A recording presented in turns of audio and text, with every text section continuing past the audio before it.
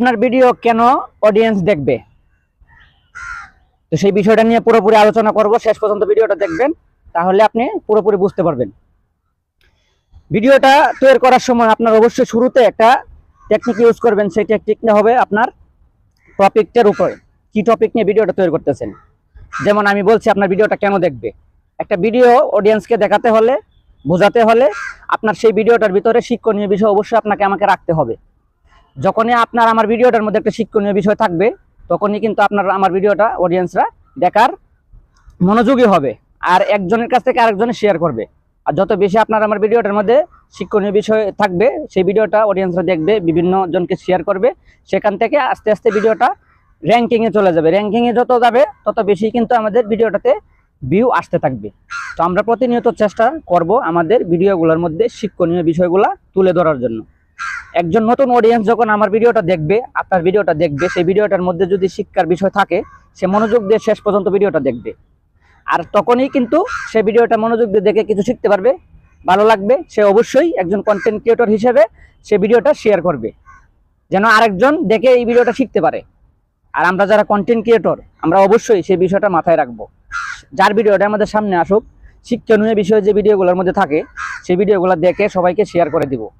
এইভাবে যদি একজন আরেকজনকে আমরা সাপোর্ট দিয়ে একটা ভিডিও শেয়ার করি, সেই ভিডিওটা থেকে যেমন যার ভিডিওটা সে উপকৃত হবে, আমিও কিন্তু উপকৃত হব। আপনি যখন একটা ভালো বিষয় শেয়ার করবেন, আপনার ফেস ভ্যালুটাও কিন্তু বাড়বে। আপনার প্রোফাইলের পেজ যেটা দিয়ে আপনি শেয়ার করেন, সেটা অন্যের কাছে যাবে। সেখান থেকে সবাই আপনার সাথে একটা এঙ্গেজ তৈরি করার চেষ্টা করবে, যে ব্যক্তিটা ভালো কিছু শেয়ার করে।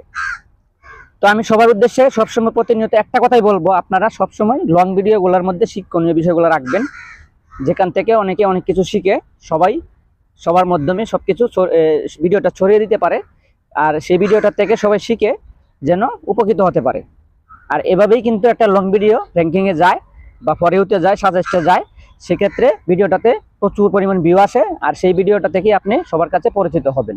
একটার পরে একটা ভিডিও দিবেন, সেই ভিডিওটার মধ্যে অবশ্যই আজকের ভিডিওটা যেরকম দিচ্ছেন মোটামুটি সুন্দর হয়েছে, টপিক আছে ভালো, পরের দিন যে ভিডিওটা তৈরি করবেন অবশ্যই সেটার মধ্যে আরো ভালো কিছু রাখার চেষ্টা করবেন। এভাবেই আপনার র্যাঙ্কিংটা বাড়বে, পরিচিত মুখগুলো বাড়বে।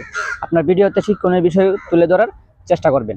আমি সবাইকে এই বিষয়টা প্রত্যেকটা ভিডিওর মধ্যে বলে থাকি যে শিক্ষণীয় বিষয়গুলো নিয়ে ভিডিও তৈরি করবেন।